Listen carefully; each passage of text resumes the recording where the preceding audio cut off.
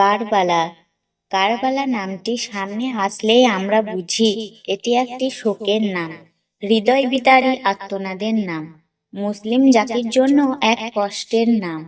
কেননা এই স্থানটিতেই বিশ্বনবী হযরত মুহাম্মদ সাল্লাল্লাহু আলাইহি ওয়াসাল্লামের প্রিয় নাতি এবং ইসলামের চতুর্থ খলিফা হযরত আলী রাদিয়াল্লাহু তাআলা আনহুর প্রিয় পুত্র হযরত ইমাম হুসাইন রাদিয়াল্লাহু তাআলা আনহুর ক্ষমতালোভী ইয়াজিদ বাহিনীর হাতে নির্মমভাবে শাহাদা বরণ করেন। ইরাকের মধ্য দক্ষিণে অবস্থিত এবং বাগদাদ হতে ১০০ কিলোমিটার দক্ষিণাংশে অবস্থিত এই কারবালা নামক স্থানটিতে সেদিন কেন যুদ্ধ হয়েছিল, কেনই বা ইমাম হোসেন শহীদ হয়েছিলেন, আর কেনই বা ইয়াজিদ তাকে হত্যা করেছিল, সেটা হয়তো আমরা অনেকেই জানি না। আসুন তবে জেনে নিই কারবালার মর্মান্তিক কাহিনী। মহানবী হযরত মুহাম্মদ সাল্লাল্লাহু আলাইহি ওয়াসাল্লাম ওফাতের আগে তিনি উত্তরাধিকারী সূত্রে খলিফার জন্য কাউকে মনোনীত না করে জনগণের চাহিদার উপর ছেড়ে দিয়েছিলেন। সে সূত্রে ইসলামের ৪ খলিফা নিযুক্ত হয়েছিলেন গণতান্ত্রিকভাবে জনগণের চাহিদা অনুযায়ী। তবে উমাইয়া বংশের খেলাফত লাভের পর গণতান্ত্রিক প্রথা বিলুপ্ত হয়ে রাজতন্ত্রের শাসন কায়েম হয়। সময়কাল তখন হিজরির ৬০ সাল। বসরার শাসনকর্তা হযরত মুগীরার প্ররোচনায় হযরত মুয়াবিয়া রাদিয়াল্লাহু তাআলা আনহু তার জ্যেষ্ঠ পুত্র ইজিদের নাম খলিফা হিসেবে উল্লেখ করেন। এই নিয়োগ ইসলামের গণতান্ত্রিক নিয়মের পুরোপুরি বহির্ভূত, কারণ মুয়াবিয়া পুত্র ছিলেন একজন নিষ্ঠুর প্রকৃতির মদ্যপ, ধর্মে অবিশ্বাসী একজন ব্যক্তি, যার কারণে হযরত মুয়াবিয়ার মৃত্যুর পর ইজিদের কাছে ইমাম হোসেন রাদিয়াল্লাহু তাআলা আনহু তাকে খলিফা হিসেবে মানতে অস্বীকৃতি জানায়, যার কারণে তাদের উপর শুরু হয় অত্যাচার। অতিষ্ঠ হয়ে এক পর্যায়ে হযরত ইমাম হুসাইন রাদিয়াল্লাহু তাআলা আনহু এবং আব্দুল্লাহ ইবনে জুবায়ের ইরাক হতে মক্কায় চলে যান। কারবালার যুদ্ধের কারণ। এদিকে কুফাবাসীগণ ইয়াজিদের বিপক্ষে, তারা ইমাম হুসাইন রাদিয়াল্লাহু তাআলা আনহুর জন্য প্রার্থনা করে দূত মারফত চিঠি পাঠান তার কাছে, যেখানে লেখা ছিল ইয়াজিদের বদলে ইমাম হুসেনকে তারা খলিফা হিসেবে দেখতে চান। তিনি এই ডাকে সাড়া দিয়ে তার চাচাতো ভাই মুসলিমিন আখেলকে পাঠালেন কুফা, যাতে তিনি স্বাভাবিক অবস্থা পর্যবেক্ষণ করে আসেন। সবকিছু দেখে শুনে মুসলিম কুফা হতে পত্র মারফতে ওখানকার ইমাম হুসাইনের প্রতি কুফায় আসার অনুরোধ করেন। কিন্তু মুসলিমিন আখেলের ভাগ্যে লেখা ছিল নৃশংস কিছু। মুসলিম সৃষ্টির খবরে ইরাকের অধীনস্থ বসরার শাসনকর্তা অর্পণ করে এবং বিদ্রোহ দমন করতে বলল। তবে ইমাম হুসেন রাদিয়াল্লাহু তাআলা আনহুকে হত্যার কোনো ধরনের নির্দেশ সে দেয়নি। সে গিয়ে দেখে আসলে ঘটনা সত্য এবং মুসলিম বিন আখেল প্রায় ৪,০০০ সৈন্য সমেত তার প্রাসাদ ঘেরাও করে আছে। উবাইদুল্লাহ সবার সামনে দাঁড়িয়ে ঘোষণা দিলেন, ইয়াজিদের সৈন্য দিয়ে তাদের নির্মমভাবে দমন করা হবে এবং হত্যা করা হবে। এ ঘোষণা শুনে তারা ধৃত সন্ত্রস্ত হয়ে ধীরে ধীরে সরে পড়ে। দিন শেষে দেখা যায় আখেলের পিছে আর কোনো সমর্থক অবশিষ্ট নেই। তিনি নিজের নির্মম ভাগ্যকে মেনে নেন এবং গ্রেপ্তারের পর উবাইদুল্লাহ তাকে হত্যার নির্দেশ দিলে তিনি মৃত্যু কার্যকর করার পূর্বে ইমাম হুসেনকে পত্র মারফত জানান, হুসেন পরিবার পরিজন নিয়ে ফিরে যাও, কুফাবাসীর ধোকায় পড়ো না। তারা তোমার সাথে মিথ্যে বলেছে, যেমনটা তারা আমার সাথে বলেছে। তবে দ্বিতীয় পত্রের পৌঁছানোর পূর্বেই প্রথম পত্রের সাড়াতে ইমাম হোসেন জিলহজ মাসের ৮ তারিখে মক্কা হতে কুফার উদ্দেশ্যে রওনা হয়ে যান। বিভিন্ন সূত্রে জানা যায় সেদিনই মুসলিম বিন আখেলকে হত্যা করা হয়। কুফার উদ্দেশ্যে গমনের পূর্বে বহু সাহাবীর নির্দেশ সত্ত্বেও তিনি যাত্রা শুরু করেন। সুফিয়ান আস-সাত্তুরি ইবনে আব্বাস রাদিয়াল্লাহু তাআলা আনহু হতে বর্ণিত, ইবনে আব্বাস রাদিয়াল্লাহু তাআলা আনহু হুসাইনকে বলেছিলেন, মানুষের দোষারোপের ভয় না থাকলে আমি তোমাকে যাত্রা হতে বিরত রাখতাম। আব্দুল্লাহ ইবনে জুবায়র রাদিয়াল্লাহু তাআলা আনহু বলেন, হুসাইন কোথায় যাও, এমন লোকদের কাছেই যারা তোমার পিতাকে হত্যা করেছে এবং তোমার ভাইকে আঘাত করেছে। কুফায় পৌঁছাতে মাত্র 2 মঞ্জিল বাকি। এমন সময় কারবালা নামক স্থানে ইয়াজিদের সৈন্য বাধাগ্রস্ত হন, যার দায়িত্বে ছিল আল হুর ইবনে ইজিদ আল তামিমি। কুফাবাসীর পাঠানো চিঠি দেখালেও তারা সেসব স্বীকার করল না। 3টি প্রশ্ন পেশ করলেন হুর ইবনে ইজিদ। প্রস্তাবগুলোকে যুক্তিসম্মত বললেও ইজিদ সৈন্যরা উবাইদুল্লাহ ফয়সালা ব্যতীত তা মানতে অস্বীকৃতি জানান। হযরত হুসাইন রাদিয়াল্লাহু আনহু বাধাগ্রস্ত হয়ে উঠে দাঁড়ালেন এবং ঘোড়ায় সওয়ার করলেন, কিন্তু হুর বাহিনী কখনো সম্মুখে কখনো পশ্চাতে তাকে বাধা দিচ্ছিল। এভাবে মুহররমের 2 তারিখ কারবালা প্রান্তরে উপনীত হন। সেখানে পৌঁছে হযরত ইমাম হুসাইন রাদিয়াল্লাহু আনহু জায়গাটির নাম জিজ্ঞেস করলে উত্তর দেওয়া হয় কারবালা। উপস্থিত ইমাম হুসেন রাদিয়াল্লাহু আনহু বললেন, হে আল্লাহ, বালা মুসিবত হতে আপনার কাছে আশ্রয় প্রার্থনা করি। কারবালার হৃদয় বিদারক ইতিহাস। ইমাম হুসেন কারবালা প্রান্তরে নেমেই সবার উদ্দেশ্যে বলেন, এখানে দুঃখ ও বালা মুসিবতের স্থান, নেমে পড়ো। এখানেই আমাদের অবতরণের, রক্ত ঝরানোর এবং আমাদের কবরস্থান। এরপর সবাই নেমে পড়লেন। হুর এবং তার সঙ্গীরা একদিকে তাঁবু ফেলল। ইমাম হুসেন রাদিয়াল্লাহু আনহু নিজের করুণ পরিণতির কথা আগে থেকেই জানতেন, তাই অন্যদের উদ্দেশ্যে যুদ্ধের পূর্বে হতেই নির্দেশ দেন, হে উম্মে কুলসুম, হে জয়নব, হে রুবাব, সাবধান। আমি যখন নিহত হব তখন যেন গায়ের কাপড় ছিন্ন না করো, চেহারায় যেন আঘাত না করো, এমন কথা মুখ দিয়ে না বলো যা আল্লাহর অপছন্দনীয়। উবাইদুল্লাহ ইবনে জিয়াদ। ইমাম হুসেন রাদিয়াল্লাহু আনহুর বিরুদ্ধে যুদ্ধের জন্য উমর বিন সাদকে সেনার অধিনায়ক ঘোষণা করে 4000 অশ্বারোহী সৈন্য নিয়ে কুফা হতে পাঠায়। এই বাহিনী হযরত ইমাম হুসেন রাদিয়াল্লাহু আনহুর গতিরোধ করে পানির সরবরাহ বন্ধ করে দেয়। একের পর এক সেনাদল পাঠাতে থাকে জিয়াদ। তার ফলে 6 মুহররমের সময় সেনা সংখ্যা গিয়ে দাঁড়ায় প্রায় 20,000 জন। ওইদিকে ইমাম হুসাইনের পক্ষ থেকে রয়েছে সর্বসংখ্যায় 100 খানেক মানুষ। তবে সেদিন মুহররমে হযরত মুহাম্মদ সাল্লাল্লাহু আলাইহি ওয়াসাল্লামের প্রিয় ইমাম হুসাইনের অনুরোধে প্রথম দিন যুদ্ধ বিরতি ঘোষণা করা হয়। ইমাম হুসেন তার সাথে আগত অনেককেই অনুরোধ করেন ফিরে যেতে, তবে তারা কিছুতেই ইমামকে ছেড়ে নতুন জীবন গড়তে রাজি হননি। যুদ্ধ আশুরার দিন ভোরে ওমর বিন সাদের সৈন্যবাহিনীর অগ্রসর হল।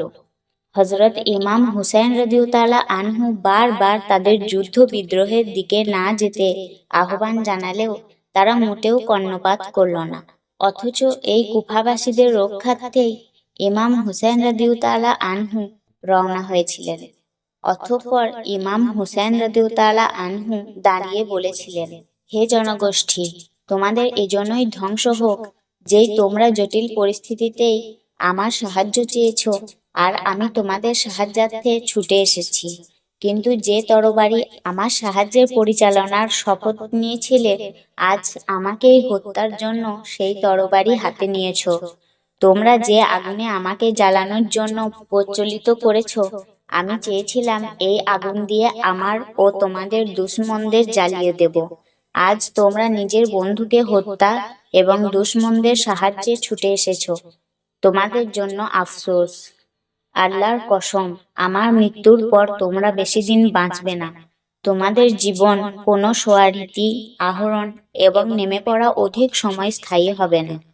ওমর বিন সাদ সামনে অগ্রসর হয়ে ইমাম হুসেন রাদিয়াল্লাহু আনহুর সঙ্গীদের দিকে একটি তীর নিক্ষেপ করল।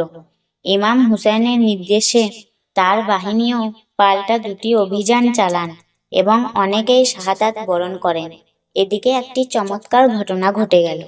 ইজিদের সেনাপতি হুর ইবনে ইয়াজিদের আগমন ইমাম হুসেনের পক্ষে। হঠাৎ হুর ইবনে ইয়াজিদ আবদুল্লাহর সেনাপতি ওমর বিন সাদকে লক্ষ্য করে বললেন, হুসাইনের সাথে যুদ্ধ করতে চাও?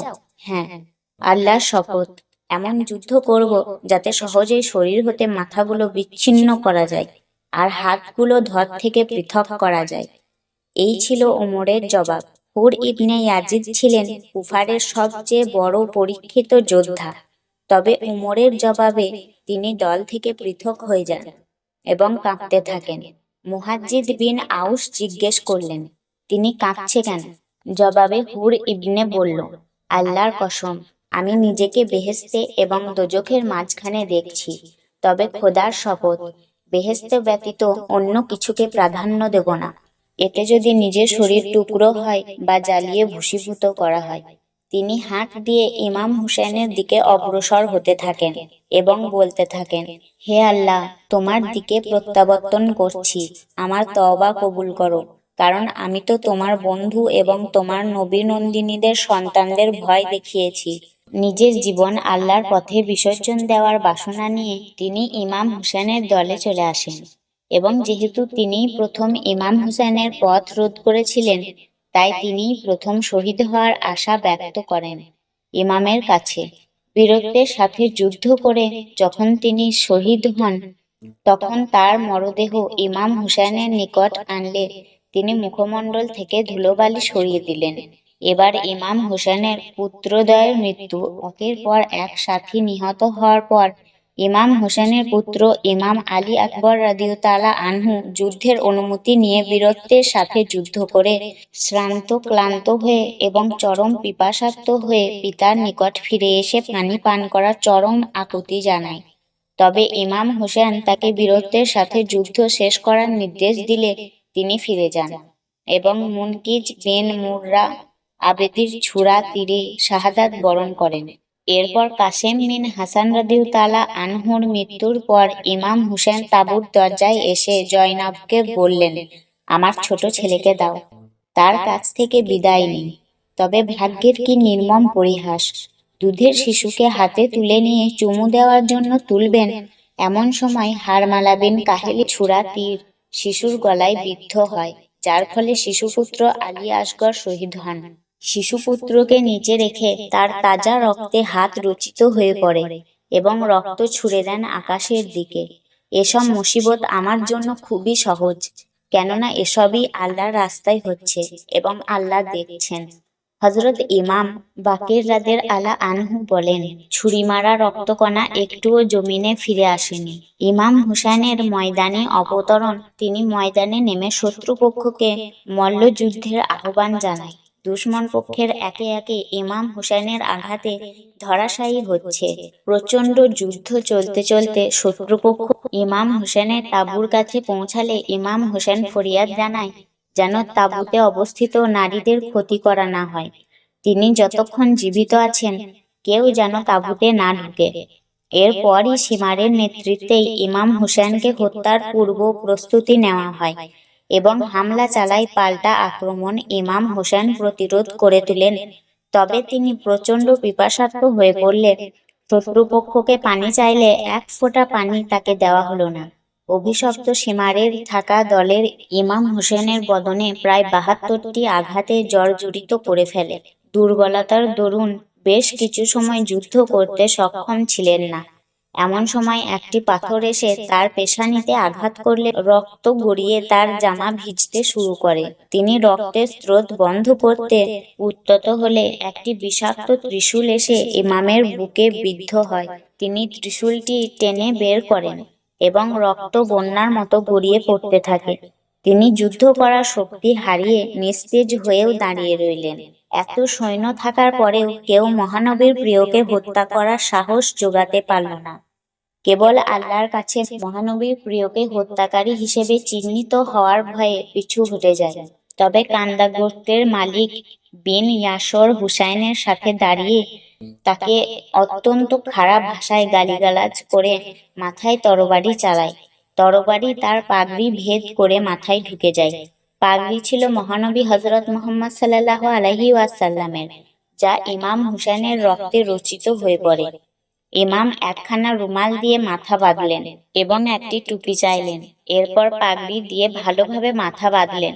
সামান্য বিরতি দিয়ে জিয়াদের সৈন্য তাকে চতুর্দিকে ঘিরে ফেলে।